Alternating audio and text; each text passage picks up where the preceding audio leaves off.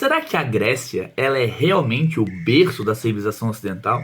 E esses pensadores gregos são tão importantes até os dias de hoje? Vem comigo e vamos debater um pouco mais sobre isso.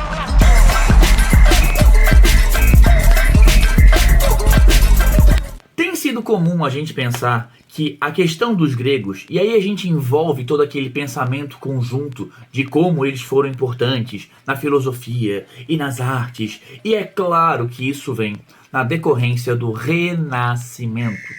O movimento renascentista que vem após a Idade Média faz com que exista o ressurgimento daquilo que sumiu na Europa, o que esses caras do próprio Renascimento acham que foi a morte, as trevas. Mas a Grécia, ela foi realmente tão fundamental para os dias atuais? Ou nós exaltamos a Grécia porque algumas discussões do seu período ainda são válidas até os dias atuais? Bom, na maioria dos vestibulares hoje, você vai ver Grécia caindo numa discussão atemporal, como por exemplo a questão do voto. Se a gente pegar para discutir na Grécia Antiga a questão da democracia, a democracia grega ela é igual à democracia atual, porque você tem a questão de cidadania. Em Atenas, todo cidadão votava. No Brasil ou nos países democráticos, todo mundo que é cidadão vota. O que se altera diretamente é a questão de quem é ou não considerado cidadão. Em Atenas, as mulheres não eram cidadãs. No Brasil, até pouco tempo atrás, as mulheres também não eram consideradas cidadãs, aparecendo somente em 1932 a obrigatoriedade do seu voto.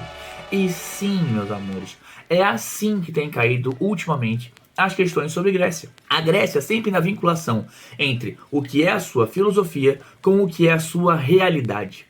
Nessa prática de você pensar passado e presente, as discussões que envolvem a Grécia normalmente são relacionadas à política, à economia, mas muito praticamente à filosofia. O que se pensa, o como se raciocina, as bases das ciências e as permanências dessas ciências até os dias atuais.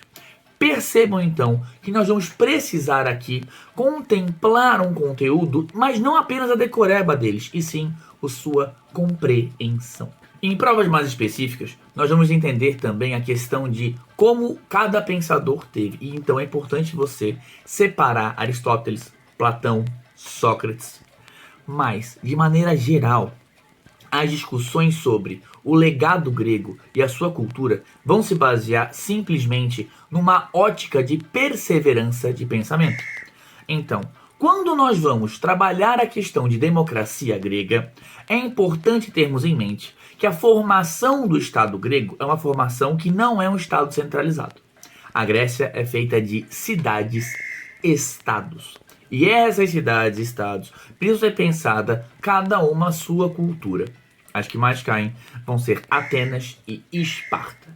Nessa lógica de Atenas e Esparta, nós vamos ter uma Atenas vinculada à filosofia, principalmente no seu período clássico, aonde Atenas rouba e consegue para si todo o dinheiro da Liga de Delos, aonde se vai ter a cultura do ócio em Atenas, a cultura do pensamento livre e os filósofos discursando sobre as suas ideologias e a democracia extremamente válida, na contraposição da ideia de Esparta, uma cidade-estado que vai se basear na questão da guerra, da luta, e aí talvez você já consiga fazer alguns paralelos. Estados-nações, perspectivas históricas de grupos que se utilizam da força para fazer valer a sua vontade contra outros povos. Nessa discussão, a questão do voto feminino, a questão da participação feminina na sociedade entra em discussão, sim. Porque na Grécia Antiga, de maneira geral, as mulheres não participavam da história. Na Grécia Antiga, de maneira geral, a participação feminina era sempre inferior à masculina. E quando nós transportamos as discussões da Grécia Antiga para os dias atuais, alguns elementos são muito utilizados, como por exemplo, as Olimpíadas. Quando se pensa nos Jogos Olímpicos modernos, esse que nós assistimos agora de 4 em 4 anos, esses Jogos Olímpicos modernos, eles vão ser baseados nos Jogos Olímpicos clássicos, que eram um culto aos deuses do Olimpo. esse culto aos deuses do Olimpo, ele era feito por homens sempre nus. Sempre vai existir aquela relação de que na Grécia o belo era o homem nu, o amor ele era pelo calor, então ele era feito entre homens, porque as mulheres na Grécia Antiga eram consideradas seres de menor calor e por isso elas podiam gerar vida. Mas nessa discussão entre os Jogos Olímpicos clássicos, que é da Grécia Antiga, e os Jogos Olímpicos modernos, os Jogos Olímpicos atuais, vai ter sempre essa discrepância. Aonde nos Jogos Olímpicos atuais as mulheres participam. Mesmo o criador dos Jogos Olímpicos modernos sendo contra a participação da mulher, isso hoje já não é mais colocado em pauta como se as mulheres pudessem ou não participar de eventos esportivos. Nessa lógica, é comum que essa participação feminina, esse voto feminino, seja baseado na história da cultura grega e seja discutido nos dias atuais. Então as questões vão trazer para vocês essa perspectiva de debate. Se as mulheres já têm participação, por que não têm, e como isso se explica na história antiga. Já que na filosofia clássica nós temos uma questão misógina. As mulheres não participavam. Claro que vão existir casos isolados de filósofas, mas não é o padrão e normalmente não são vinculados ao período clássico grego. Eles são vinculados ao período helenístico. Nessa questão do período helenístico é a período da expansão da cultura grega. Essa expansão que vai chegar até Roma, que aí a gente vai ter a cultura greco-romana. Essa alusão das duas culturas se tornando hegemônica em toda a extensão do mar Mediterrâneo. Sendo assim, a gente vai ter daí a nossa origem dessa perspectiva de que os gregos são sim os formadores da sociedade atual. Os gregos são sim base para a sociedade atual. Por isso que a decoreba dos gregos já não faz mais tanto sentido. Muitos alunos se apaixonam por esse conteúdo pensando nos deuses do Olimpo, pensando na questão mitológica do Olimpo e todos os seus deuses sendo narrados. Porém, a história do mito, que é mais uma base grega que vem aparecendo nos vestibulares, ela vai aparecer de outra forma. Nessa análise em que você vai ter o mito grego contra os mitos atuais. Percebendo isso, essa diferença entre o mito grego e os mitos atuais, a história do mito vai trabalhar aquilo que não é real. O mito é aquilo que te faz crer em algo. O mito é a função social de algo que não tem base histórica, mas move as pessoas. Aonde nós vamos entender que toda a história grega é baseada em mitos. A narrativa deles, a própria narrativa feita da sociedade deles é explicada através da vontade ou não vontade dos deuses. Eles explicam as questões sociais que existem entre eles através dos deuses. As guerras narradas entre um deus e outro, a vontade entre um deus e outro, muitas vezes significava a disputa entre as cidades e estados. Porque a narrativa deles não era uma narrativa como nós temos hoje, baseada em informações. O próprio entendimento que nós temos hoje dos gregos vem através da escrita de Homero com Ilíada e Odisseia.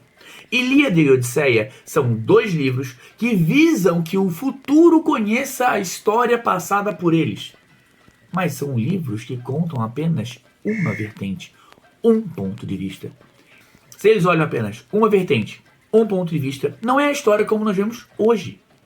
Então perceba que nas diferentes fases da Grécia, nós vamos ter uma narrativa centrada sempre no mito e na hegemonia, e sempre pensando na formação do que aquilo que a Europa julgava como bom e deveria ser embasado. Então, de maneira rápida, lembrem-se que a história grega ela é dividida em diferentes períodos. Período pré-homérico ou creto-micênico é a mesma coisa com nomes diferentes. Período homérico, onde existe a narrativa de Homero de Ilíada e Odisseia. Esse período vai ser sucedido pelo arcaico, onde você vai ter as primeiras invasões e o retorno das pessoas após o período homérico para o continente e para a questão da península grega. O período clássico, que é esse período de ascensão de Atenas, aonde Atenas concentra o poder da Liga de Delos com ela após a primeira tentativa de invasão persa, história que é narrada no filme 300 de Esparta. E o período após o clássico, que será o período helenístico. O período clássico é onde existe a guerra do Peloponeso, onde vai haver essa disputa entre Atenas e Esparta, e enfraquece a Grécia, e aí nós entramos no domínio de Alexandre o Grande, também conhecido como Império Macedônico. No nosso próxima conversa, no nosso próximo episódio, eu continuo falando com vocês sobre história antiga e o que tem caído. Pessoal, esqueci de convidar vocês para curtir aqui a nossa página do Spotify. Mande para os seus amigos, mande para quem você acha que vai curtir esse Spotify, esse nosso canal, esse nosso projeto, que a gente espera que ajude você a realizar o seu sonho de entrar na faculdade.